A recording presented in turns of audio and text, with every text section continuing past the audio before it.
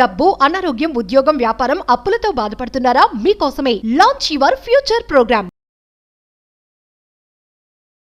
నమస్తే, welcome back to Suman TV. Present మనతో పాటు ఉన్నారు పబ్లిక్ స్పీకర్ లక్ష్మీరమ్మ గారు. నమస్తే మ్యామ్. నమస్తే నవీన.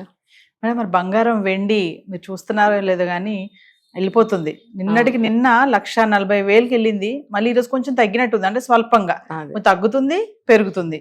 మరి పండగ వస్తుంది, ఆడవాళ్ళు మరి పండగ వస్తుంది అంటే పెళ్ళిళ్ళు, పేరంటాలు ఇలాంటివి ఏమైనా ఉన్నాయంటే ఖచ్చితంగా దృష్టి ఎక్కడికి వెళ్తుందంటే బంగారం.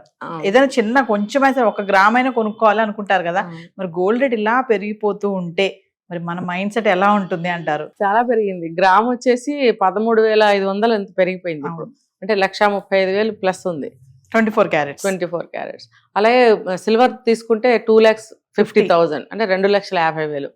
మరి కొనగలరా అంటే మనం మాట్లాడుకున్నాం ఆల్రెడీ. కెపాసిటీ ఉన్న వాళ్ళు ఎప్పుడైనా కొనుక్కోవచ్చు, వాళ్ళ డబ్బు ఖర్చు అవ్వాలి కాబట్టి. అందరికీ ఉండదు కదా ఆ స్థాయి. అయితే ఇప్పుడు రూపాయి వాల్యూ కూడా చాలా తగ్గిపోయింది. తగ్గిపోయినప్పుడు మనము ఎంత డబ్బు పెట్టి కొనగలం ఆ గోల్డ్ని? మీరు ఎంత డబ్బు ఒక గోనె సంచులు తయారు చేసినా మీకు ఇంత గోల్డ్ వస్తుంది. అలాంటప్పుడు కొత్తగా అనలిస్టులు ఏం చెప్తున్నారంటే మనీ మీద ఇన్వెస్ట్ చేయమని చెప్తున్నారు. గతంలో కూడా నేను ఇదే చెప్పా పాత వీడియోలో. ఇప్పుడు మీరు ఎంత గోనె సంచులు డబ్బు పట్టుకెళ్ళినా ఇంత బంగారం వస్తుంది, ఇంత సిల్వర్ వచ్చింది అనుకో, ఏం చేసుకుంటారు మీరు దాన్ని? ఇంత బంగారంతో మీకు ఏదైనా ఒక ఆర్నమెంట్ వస్తుందా? మీ దగ్గర 1,00,000 రూపాయలు ఉంది అని అనుకుని వెళ్తే 2 రింగ్స్ కూడా రావు మీకు. ఒకవేళ వస్తే రావచ్చు. మరి అది ఇంటికి వచ్చిన తర్వాత ఇంత డబ్బు పట్టుకెళ్ళాం, ఇంతంత రింగ్సే వచ్చినాయి అని మీరు బాధపడతారు. లేడీస్కి ఖచ్చితంగా అసంతృప్తి అనేది ఉంటుంది. మనం తక్కువ డబ్బు పట్టుకెళ్ళాలి, ఎక్కువ బంగారం తెచ్చుకోవాలి. నాకు కూడా అలాగే అనిపిస్తుంది. ఎందుకంటే మనం మాట్లాడుకున్నాం, ఆడవాళ్ళ మనస్తత్వం అక్కడ వరకే ఉంటుంది. అందుకనే ఏం చేయాలంటే వాళ్ళకి కొన్ని అనుభవాలను ఇవ్వాలి. ఇగో ఇలా చేస్తే ఇలా జరుగుతుంది, ఇలా ఉంటుంది అని ఒక ఎక్స్పీరియన్స్ చూపించగలగాలి. తర్వాత వాళ్ళకి కొత్త విషయాల్ని ఎలా చేస్తే మనకి మంచి జరుగుతుంది అనేది పరిచయం చేయాలి, విషయ పరిజ్ఞానాన్ని ఇవ్వాలి అనేది చెప్తున్నాను నేను. ఆ విషయం పట్ల నాలెడ్జ్ని కనుక ఇచ్చినట్టయితే ఆడవాళ్ళు ఇలా ఎంత పెరిగినా సరే బంగారం కానీ వెండి కానీ కొందాము అని ఎవరైతే అనుకుంటూ ఉంటారో ఆడవాళ్ళు దాన్ని విరమించుకుంటారు. ఇప్పుడు మనకు అందుబాటులో లేని దానికి మనకి ఎందుకు లేని ఊరుకుంటాం చాలా విషయాలు. మరి ఇప్పుడు బంగారం వెండి కూడా అందుబాటులో లేదు, ఊరుకుంటున్నారా?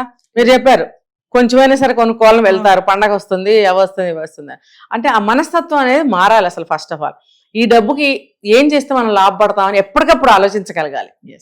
కాబట్టి ఇప్పుడు నా దగ్గర 50,000 ఉంది, నేను పరిగెట్టుకెళ్ళి 1 రింగు తెచ్చుకుందాం అనుకుంటే అవివేకం అది.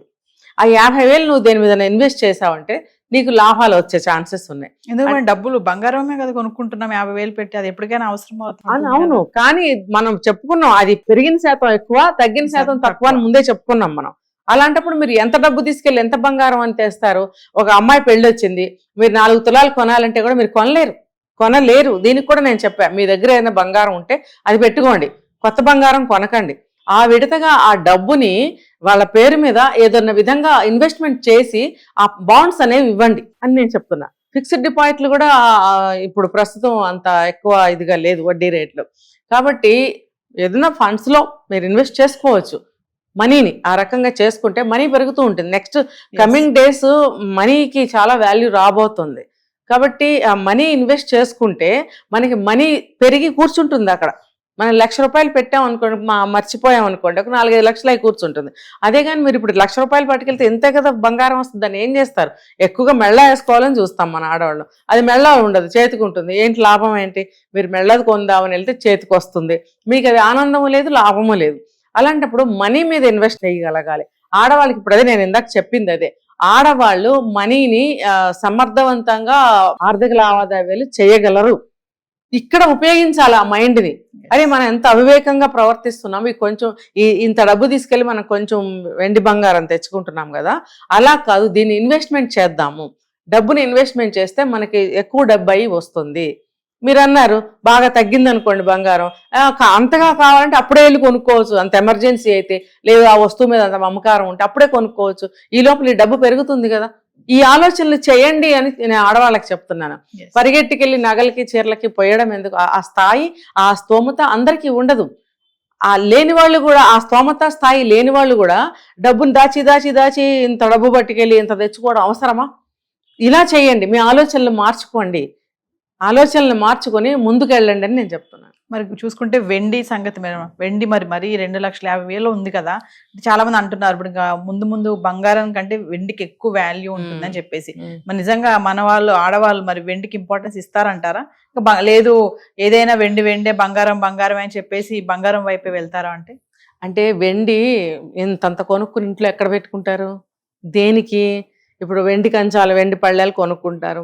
ఏం చేస్తారు దాంతో?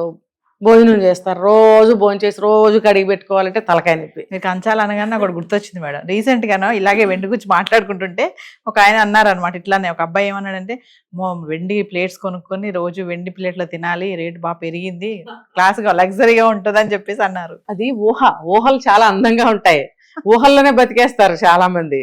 అదే నేను చెప్పేది, అనుభవానికి తీసుకురావాలి ప్రతిదాన్ని. అది ఒక అనుభవాన్ని చూపించాలని అంటుంటా నేను. ఒక అనుభవాన్ని మనం పొందాలి, లేకపోతే అనుభవాన్ని కూడా ఊహించగలగాలి. రోజు వెండి కంచాలు మీరు తిని కడుక్కోవాలంటే కడుక్కోలేరు. అది రోజు తీయపెట్ట అది నల్లగా అయిపోయి కూర్చుంటుంది. దాన్ని తెల్లగా ఎలా చేయాలో అర్థం కాదు కదా. మళ్ళీ దాన్ని ఎక్కడ దాయాలి? ఇంట్లో దాయాలంటే దొంగలు పోయి, లాకర్లో దాయాలంటే లాకర్ దొరకదు.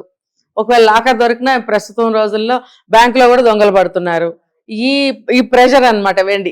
అంటే మీరు బంగారం అయితే అది వేరు, వెండి అనేది విస్తరించుకునేంత కనిపిస్తుంది. గ్లాస్ అయినా, ప్లేట్ అయినా, ఏదైనా కాలు పట్టీలో అంటే ఓకే, మనం వెండి నగలైతే అంతగా పెట్టుకోం.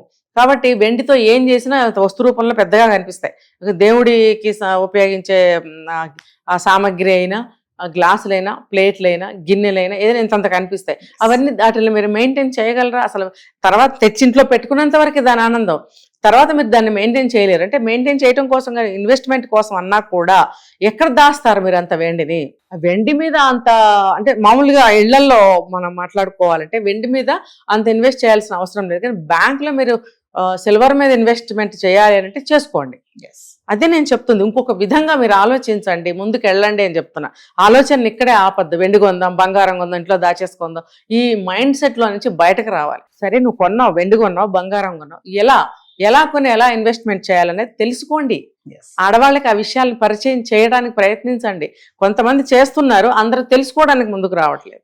ఎక్కడో కొంతమంది లేడీస్ తెలుసుకుంటున్నారు, వాళ్ళు బాగానే ఉన్నారు. అయితే ప్రతి ఒక్కళ్ళు ఇలా ఎగబడకుండా ప్రతిదానికి దాన్ని ఇంకో విధంగా ఎలా ఇన్వెస్ట్ చేయొచ్చు. ఇప్పుడు సిల్వర్ మీద ఇన్వెస్ట్ చేయొచ్చు అంటే కొనుక్కొచ్చి ఇంట్లో పెట్టుకోవడం కాదు. బ్యాంక్లోనే సిస్టమ్స్ ఎన్నో వచ్చాయి, అందుబాటులో ఉన్నాయి. కొత్త స్కీములు వస్తున్నాయి, గోల్డ్ మీద కానీ సిల్వర్ మీద కానీ. అందరూ మోసాలు ఏమీ ఉండవు. ఒక మంచి బ్యాంకుకి వెళ్ళారంటే మీరు గోల్డ్ మీద కానీ సిల్వర్ మీద కానీ ఇన్వెస్ట్మెంట్ ఎలా చేయొచ్చు అని అడిగారంటే వాళ్ళు చెప్తారు. ఆ విధంగా మీరు ఇన్వెస్ట్మెంట్ చేశారంటే పెరిగితే పెరగనివ్వండి, తగ్గితే తగ్గనివ్వండి. ఏ రోజునైతే మీరు తీసుకోవాలనుకుంటున్నారో ఆ రోజుకి పెరిగే ఉంటుంది కానీ తగ్గైతే ఉండదు. ఒకవేళ తగ్గినా సరే మీరు తేరు కదా, అక్కడే చూస్తూ ఉంటారు. అక్కడ ఉంటుంది, అక్కడ అదొక లాకర్ లాగా ఉంటుంది, మీకేం నష్టం ఉండదు. కొన్నాళ్ళకి అది కూడా పెరగకుండా ఉంటుందా, మీకు లాభం రాకుండా ఉంటుందా? మీరు ఇంట్లో పెట్టుకుంటే నష్టమే కదా ఏ రకంగా చూసినా. సో ఇలా ఆలోచించగలగాలి. ఇంకా మోర్ డీటెయిల్స్ కోసం అయితే మీరు బ్యాంక్కి వెళ్ళి సంప్రదించినట్టయితే వాళ్ళు ఫుల్ డీటెయిల్స్ చెప్తారు. Thank you ma'am.